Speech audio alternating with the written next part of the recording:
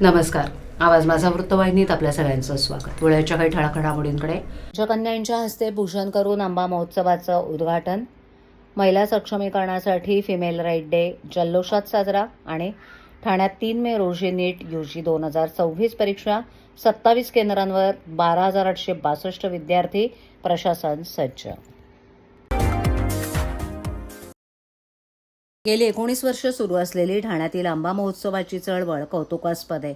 या चळवळीचा एक ठाणेकर म्हणून मला अभिमान आहे, असे उद्गार प्रसिद्ध अभिनेते अमोक चंदन यांनी काढलेत. शुक्रवारी 1 मे या महाराष्ट्र दिनी ठाण्याच्या गावदेवी मैदानात चिमुकल्या पंचकन्यांच्या हस्ते पूजन करून आंबा महोत्सवाचं उद्घाटन करण्यात आलं.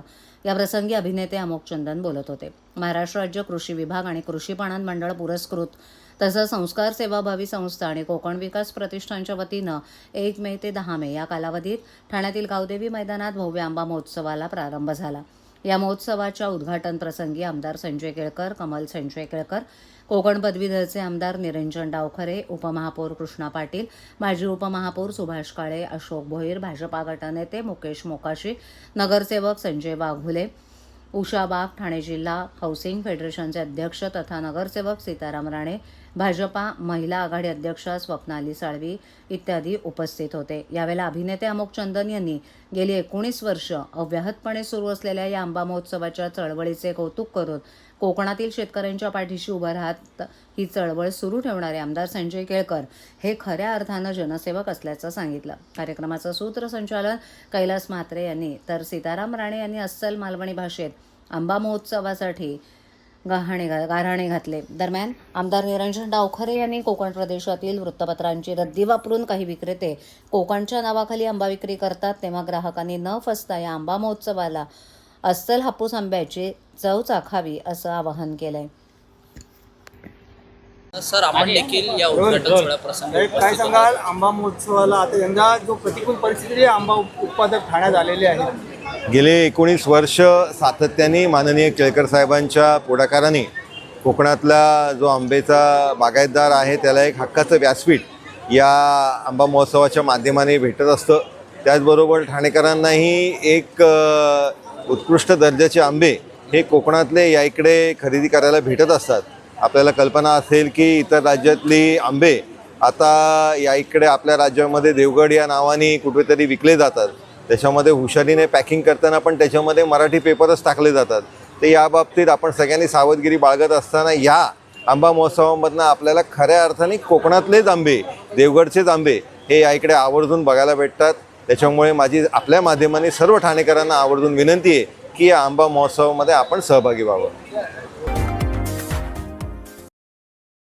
राष्ट्रवादी काँग्रेस शरदचंद्र पवार पक्ष कार्यालयात जागतिक महिला राईट डे उत्साहात साजरा करण्यात आला. यावेळेला संघर्षच्या महिला अध्यक्षा ऋता आव्हाड देखील उपस्थित होत्या. महिलांना दुचाकी चालवण्यासाठी प्रोत्साहन देण्याच्या उद्देशानं 2 मे हा इंटरनॅशनल फिमेल राईट डे म्हणून जगभरात साजरा करण्यात येतो. त्याच अनुषंगानं राष्ट्रवादी महिला काँग्रेस शरदचंद्र पवार पक्षाच्या उपाध्यक्षा मेघना शेट्टी यांनी या कार्यक्रमाचं आयोजन केलं होतं. यावेळेला महिलांनी सुपर बाईकवर फेरी मारून जल्लोष केला. या कार्यक्रमाला ऋताताई आव्हाड यांच्यासह प्रख्यात बाईक रायडर रोशनी पाटील जैन, मनमित, प्रशिक्षक अंजली वर्तक इत्यादी उपस्थित होते.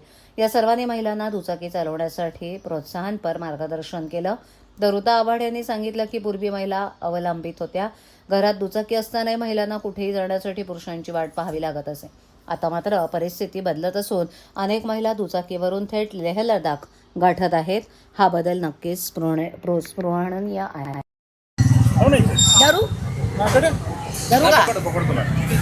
मॅग्नेट भी आहे की मॅडमच बायकर्स डे आहे आणि त्यानिमित्त आपण रॅली काढलेली आहे. सर्व महिला या ठिकाणी उपस्थित आहेत. हो, काय होतं माहिती आहे का, काही वर्षांपूर्वी म्हणजे अगदी 10-15 वर्षांपूर्वी बाईक्स या फक्त पुरुषांसाठी असायच्या.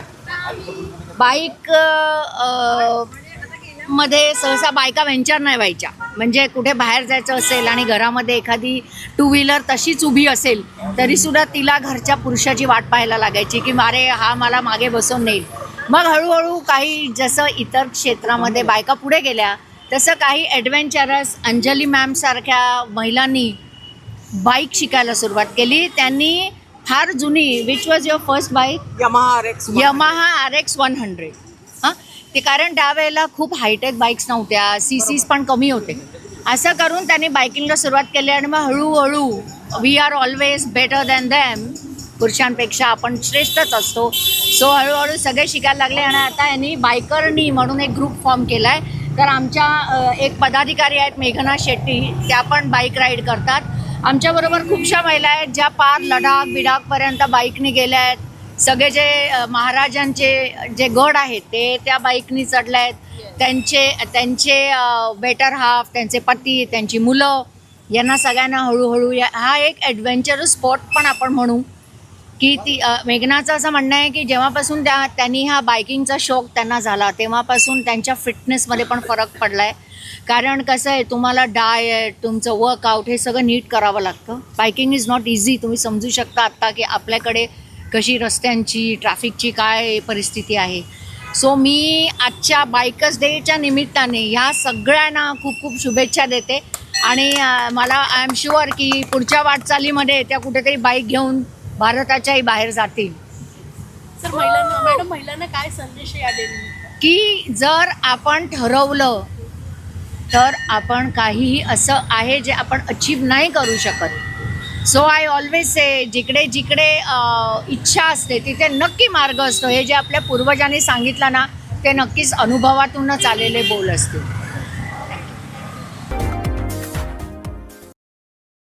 राष्ट्रीय परीक्षा संस्थेद्वारे आयोजित केली जाणारी वैद्यकीय अभ्यासक्रम प्रवेश परीक्षा अर्थात नीट येत्या रविवारी 3 मे रोजी पार पडणार आहे. ठाणे जिल्ह्यातील 27 केंद्रांवर एकूण 12,862 विद्यार्थी ही परीक्षा देणार असून परीक्षेचं नियोजन पारदर्शक, सुरक्षित आणि सुरळीत पार पडण्यासाठी जिल्हाधिकारी डॉक्टर श्रीकृष्ण पांचाळ यांनी प्रशासकीय यंत्रणेला सज्ज राहण्याचे निर्देश दिलेत. जिल्हाधिकारी कार्यालयात आयोजित समन्वय बैठकीत ते बोलत होते. या परीक्षेची वेळ दुपारी 2 ते सायंकाळी 5 वाजेपर्यंत असून दिव्यांग विद्यार्थ्यांसाठी सायंकाळी 6 वाजेपर्यंत सवलत देण्यात आली आहे. परीक्षा केंद्रात प्रवेशाची प्रक्रिया सकाळी 11 वाजल्यापासून सुरू होईल आणि दुपारी 1:30 वाजता प्रवेशद्वार बंद केलं जातील. NTAच्या नियमानुसार दुपारी 1:30 नंतर कोणत्याही विद्यार्थ्याला केंद्रामध्ये प्रवेश दिला जाणार नसल्यानं विद्यार्थ्यांनी वेळेचं काटेकोर पालन करणं अनिवार्य आहे. यावर्षी जिल्ह्याचे समन्वय city coordinator doctor Dinesh Kamble आणि वेदप्रकाश गौतम यांच्या माध्यमातून करण्यात येते. जिल्हाधिकाऱ्यांनी बैठकीत पोलीस, वाहतूक, शिक्षण, आरोग्य, महावितरण आणि महानगरपालिका अशा सर्व संबंधित विभागांनी समन्वय राखून काम करण्याच्या सूचना दिल्यात. विशेषतः परीक्षा केंद्राच्या परिसरात मोठ्या प्रमाणावर विद्यार्थी आणि पालकांची गर्दी होणार असल्यानं वाहतूक पोलिसांनी वाहतूक कोंडी टाळण्यासाठी विशेष नियोजन करावं. केंद्राजवळ नो पार्किंग क्षेत्र निश्चित करून पालकांच्या वाहनांसाठी स्वतंत्र पार्किंग व्यवस्था उपलब्ध करून द्यावी, जेणेकरून विद्यार्थ्यांना केंद्रावर पोहोचण्यास विलंब होणार नाही. वाढत्या तापमानाचा विचार करून जिल्हाधिकाऱ्यांनी विशेष खबरदारी घेण्याचे आदेश दिलेत. परीक्षा केंद्रांवर विद्यार्थ्यांना पिण्याचं थंड पाणी, पालकांसाठी सावलीची बैठक व्यवस्था, प्राथमिक उपचार पेटी आणि आपत्कालीन वैद्यकीय सेवा सज्ज ठेवण्याच्या सूचना करण्यात आल्यात. परीक्षेच्या नियमावलीनुसार विद्यार्थ्यांनी कोणतेही इलेक्ट्रॉनिक साहित्य, मोबाईल फोन किंवा सोन्या चांदीचे दागिने घालू नयेत. विद्यार्थ्यांना परीक्षेसाठी लागणारे पेन केंद्रामार्फतच पुरवले जाणार असल्यानं त्यांनी पेन, पेन्सिल किंवा रबर सोबत आणू नये असंही स्पष्ट करण्यात आलंय. परीक्षेला बसणाऱ्या सर्व भावी डॉक्टरांना जिल्हाधिकाऱ्यांनी यावेळेला शुभेच्छा दिल्या.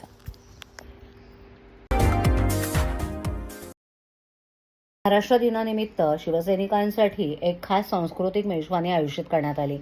राजा शिवाजी या ऐतिहासिक चित्रपटाचे राज्यभरात एकूण 74 चित्रपटगृहांमध्ये मोफत प्रक्षेपणाचं आयोजन करण्यात आले. युवा सेना सरचिटणीस पूर्वेश सरनाईक यांच्या पुढाकारातून हा उपक्रम राबवण्यात येतोय. छत्रपती शिवाजी महाराजांच्या कार्याचा आणि इतिहासाचा गौरव करत महाराष्ट्र दिन अधिक उत्साहात साजरा करण्याच्या उद्देशानं हा उपक्रम हाती घेण्यात आलाय.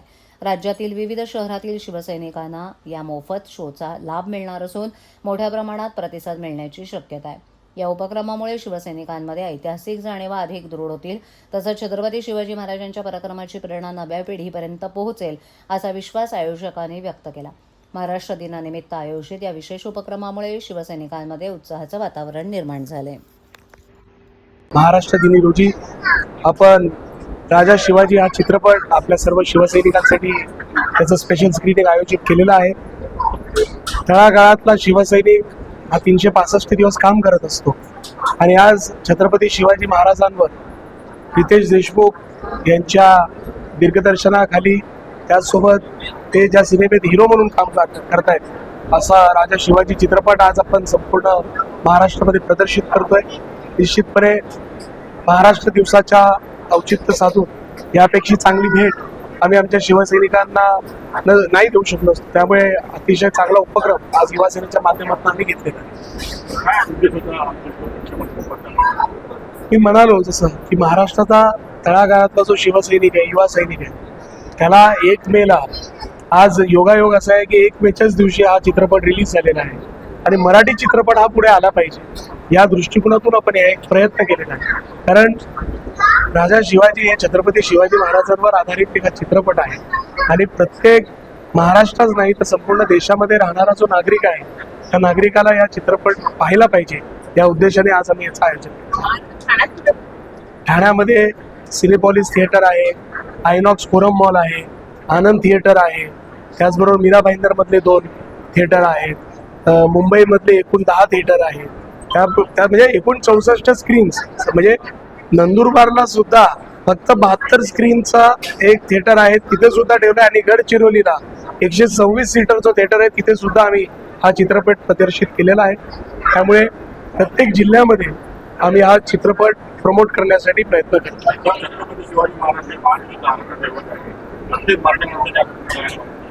निश्चितपणे मराठी माणूसच नाही तर या भारत देशाच्या प्रत्येक नागरिकाने, कारण महाराष्ट्रामध्येच फक्त छत्रपती शिवाजी महाराजांना ओळखत नाही तर संपूर्ण देशामध्ये जगामध्ये राजा छत्रपतींची ओळख ही आहे. त्यांनी केलेलं जे लढा होता तो लढा पोचवण्यासाठी आपण हे सगळं प्रयत्न करतोय. कारण नवीन जी पिढी आहे त्या नवीन पिढीला सुद्धा आपल्या राजाबद्दल जी माहिती आहे ती आम्ही अशा पद्धतीनं पोचवण्याचा प्रयत्न करतो. छत्रपतीबद्दल आदराने त्यांना नाव उठलं पाहिजे अशा प्रकारचा एक प्रकल्प आहे आणि दुसरा आहे तो एकेरी रवाना नाही बघा, राजा हा फक्त आणि फक्त छत्रपती शिवाजी महाराजांनीच त्यांची ओळख ही संपूर्ण जगामध्ये पसरलेली आहे. आणि मी तुम्हाला सांगतो महाराष्ट्रच नाही तर संपूर्ण भारत देशामध्ये शिवाजी महाराजांना छत्रपती शिवाजी महाराज म्हणूनच ओळखतात हे आवर्जून मला या ठिकाणी सांगायचं. ठाणे महानगरपालिकेच्या कळवा येथील छत्रपती शिवाजी महाराज रुग्णालयात वर्षानुवर्ष काम करणाऱ्या 80 कंत्राटी कामगारांच्या सुमारे 20 वर्षाच्या लढ्याला यश मिळालं असून दिनांक 30 एप्रिल रोजी कामगार दिनाच्या पूर्वसंध्येला मुंबई न्यायालयाचे न्यायमूर्ती GS कुलकर्णी आणि आरती साठे यांच्या खंडपीठानं समान काम समान वेतन तत्वानुसार मागील थकबाकी देण्याचे आदेश प्रशासनाला दिलेत. कामगार दिनाच्या पूर्वसंध्येला झालेल्या या आदेशामुळे कंत्राटी कामगारांमध्ये आनंदाचं वातावरण पसरलंय. 2005 पासून कामगार उपायुक्त, महाराष्ट्र राज्य कंत्राटी कामगार सल्लागार मंडळ, मुंबई उच्च न्यायालय, सर्वोच्च न्यायालय तसंच राज्य शासनाच्या पातळीवर म्युनिसिपल लेबर युनियन कामगार नेते रवी राव यांच्या मार्गदर्शनाखाली लढा देत होती. न्यायालयाच्या आदेशानुसार समान कामाला समान वेतनाचा प्रस्ताव ठाणे महापालिकेच्या महासभेत दिनांक 19/12/2013 ठराव क्रमांक 318 करण्यात आला. परंतु त्याची अंमलबजावणी होत नसल्यानं संघटनेनं पुन्हा मुंबई उच्च न्यायालयात संबंधित केसमध्ये सिव्हिल ॲप्लिकेशन दाखल केलं. 28 नोव्हेंबर 2018 रोजी झालेल्या सुनावणीत उच्च न्यायालयानं अंतरिम आदेश दिले की समान कामाला समान वेतन देण्याबाबत दिनांक 19/12/2013 रोजीच्या ठरावाची अंमलबजावणी करावी. तसंच न्यायालयाच्या आदेशाचं पालन न केल्यास नगरविकास विभागाचे तत्कालीन प्रधान सचिव 2 श्रीकांत सिंग यांच्याविरुद्ध सुबोटो कंटेम्प्ट पिटिशन दाखल करण्याचे आदेश दिलेत. फायदा या कंत्राटी कर्मचाऱ्यांना कसा होणार आहे, त्याचबरोबर याच निर्णयाला अनुषंगून महाराष्ट्रातील कामगारांना कसा बघायला पाहिजे, काय सांगाल? तुम्हा सर्वांना कामगार दिनाच्या शुभेच्छा, तसेच महाराष्ट्र दिनाच्या शुभेच्छा. मित्रांनो, तुमचा जो प्रश्न आहे पत्रकार म्हणून तो खूप चांगला आहे. आम्ही सर्व युनियनच्या माध्यमातून कामगारांना न्याय मिळवून देण्यासाठी प्रयत्नात असतोच. 2005 सालापासून ही लढाई आम्ही सुरू केली होती की समान काम समान वेतन, कमीत कमी पगार कामगारांना मिळाला पाहिजे. जो घाणीत काम करतो, जो सफाई कामगार आहे, त्याला हा न्याय मिळाला पाहिजे ही रविराव शरदरावांची कल्पना होती आणि ती कल्पना घेऊन आम्ही पुढे गेलो. सुप्रीम कोर्टापर्यंत ही लढाई लढलो आणि आज आम्ही ही लढाई सुप्रीम कोर्टात जिंकलो, हायकोर्टात जिंकलो आणि ठाणे महानगरपालिकेच्या आयुक्तांना त्याचं आज ॲफिडेव्हिट द्यावं लागलं की समान काम समान वेतन मी आज ठाणे महानगरपालिकेत लागू करतो. कमीत कमी कोर्टात जेवढे कामगार आहेत त्यांना तरी लागू करतो असं त्यांनी मान्य केलं आणि शिवाय त्यांचे 2018 पासूनची थकबाकी द्यायची त्यांनी कबूल केली आहे.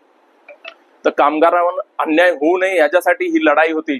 तर ह्या ठराविक कामगारांसाठी नव्हती, ही संपूर्ण ठाणे महानगरपालिकेत कॉन्ट्रॅक्टमध्ये काम करणाऱ्या कामगारांसाठी होती. जे कामगार आमच्या युनियन बरोबर सोबत आहेत त्यांची लढाई तर आम्ही त्याच दिवसापासून सुरू केलेली आहे आणि जे दुसऱ्या लोकांसोबत इकडे तिकडे भटकलेले आहेत त्यांना पुन्हा एकत्रित करून ही लढाई त्यांची आम्ही स्वखर्चाने लढणार आहोत. आणि हाच निर्णय मी त्यांच्यासाठी पण आणायचं आश्वासन तुमच्या या माध्यमातून त्यांना देतोय. सर, या संपूर्ण निर्णय